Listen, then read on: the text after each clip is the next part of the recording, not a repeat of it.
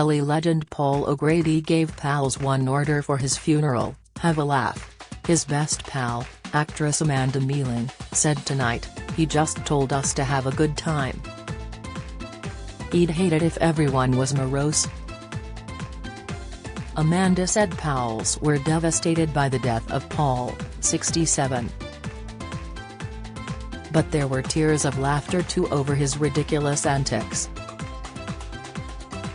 Paul spent a lifetime making people smile, and told friends he wanted his send-off to be full of laughter too.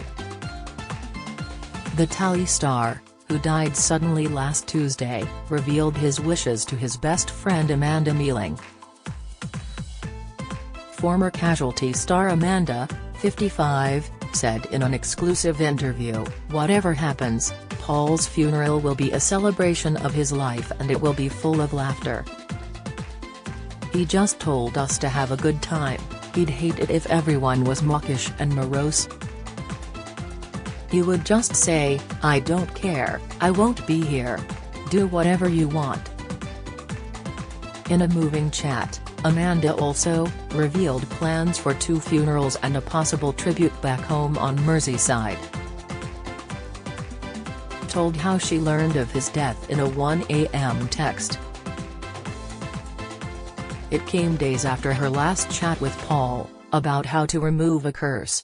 Said her great pal lived 67 lives full of adventures in his 67 years. Told how days of tears had turned to laughter as loved ones recalled happy times with Paul. Amanda was pals with Paul for 35 years and lovingly called him Savage, after his drag queen alter ego Lily Savage. Of his send-off, she said, "There may be 2 funerals. A small private one and a big one in a very grand place for those outside the family. I would think it'll be in London. Then everyone can come to that and it gives people a chance to fly in." There are ongoing conversations. "We've also been asking, can we do something in Liverpool? Because obviously they very much feel he's their baby. It's so difficult." Amanda learned of Paul's death in a text from his husband Andre Portasio in the early hours of Wednesday. She raced to the couple's farmhouse in Aldington, Kent to comfort 41-year-old Andre. Fighting back tears, she said, "Andre sent me a text at 1 a.m. I woke up to it. I was just numb. I just couldn't comprehend what the text had said. I just couldn't understand it. As soon as I got myself together I went down to the house. Over the last few days, we've started conversations crying and end up laughing with tears just remembering ridiculous stories. On the first day we were all just wandering around numb, and then yesterday I spent the entire day doing flower arrangements. There were so many flowers and gifts from people. Someone sent a video of a really beautiful send-off at the Vauxhall Tavern, the iconic London venue. The thing that got us all was that instead of a moment's silence, they had a moment's cheer, and that just set us all off. It was such a lovely thing. It just captures you. You think you're okay and then something like that just gets you. It was such a lovely gesture to hear all this noise for him. It's been an enormous comfort to know he was so loved. And for a kid from Birkenhead to have the Queen Consort send a message of condolence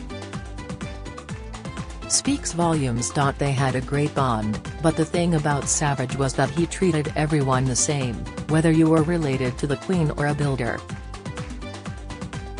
It didn't matter to him. Amanda spoke to Paul, godfather to her sons Milo and Otis, on the phone days before he died. She said, "He was feeling great. He'd just come back from Thailand where he'd sent endless texts and photos of himself with elephants and things like that. He had a great time out there. I had called him up and said, "Savage, I need to know how to remove a curse." He said, "Right, what you need to do is light a candle, make an offering, you need to do this, you need to do that." That was the ridiculousness of our relationship. I'm heartbroken for me because I've lost my best friend, but I'm not heartbroken for Paul because he absolutely rinsed his life. He got absolutely everything he could out of it, and that is wonderful. He lived 67 lives with the adventures he created in his life and the things he did and the places he would go. He did everything he could and he never had regrets. He said, "What's the point? It's done now. There's no point regretting anything." I said to Andre yesterday, this could have happened with him alone in a hotel room on tour somewhere obscure. Instead, he was at home in the place he loved with the person he loved. I'm sure he would have said, "That's the way to do it." Paul, the youngest of 3 children in an Irish Catholic family living on Merseyside, found fame as a Subic Lily Savage in the 1980s and helped launch drag into the mainstream of entertainment. He landed TV jobs as Lily, first on Channel 4's The Big Breakfast and then hosting BBC game show Blankety Blank from 1998 until 2002.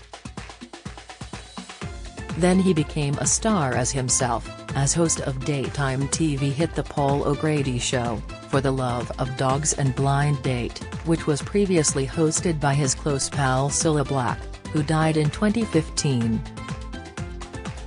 Paul, who was awarded the MBE and won a hatful of TV awards, loved to work.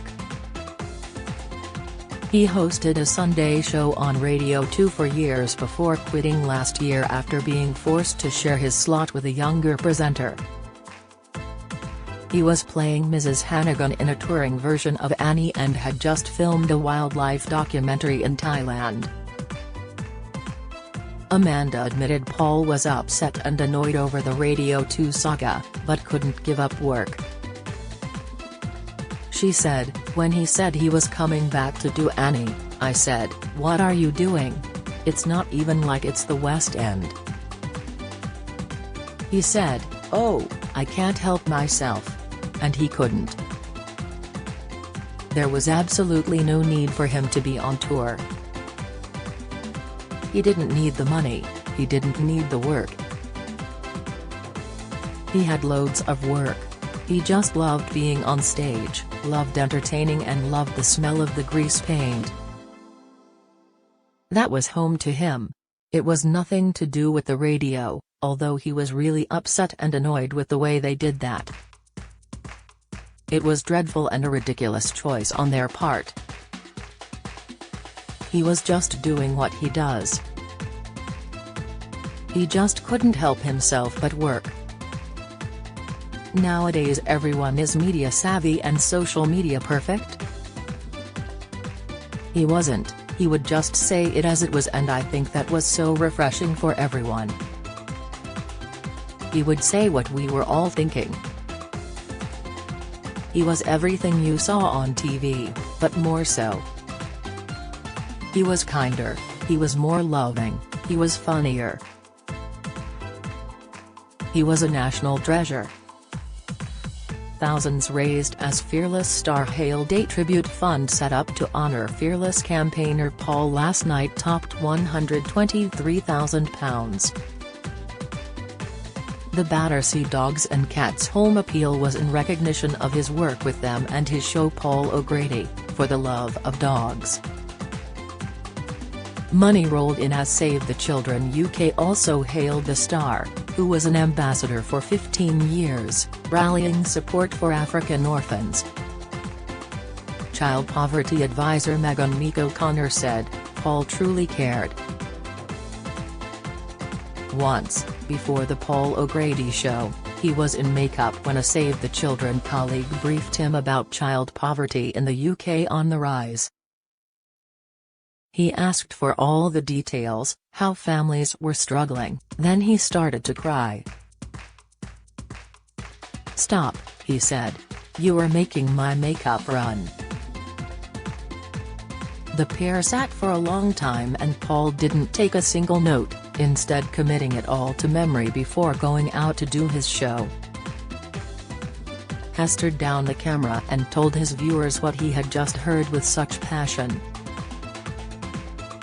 "We have lost a fearless campaigner for children.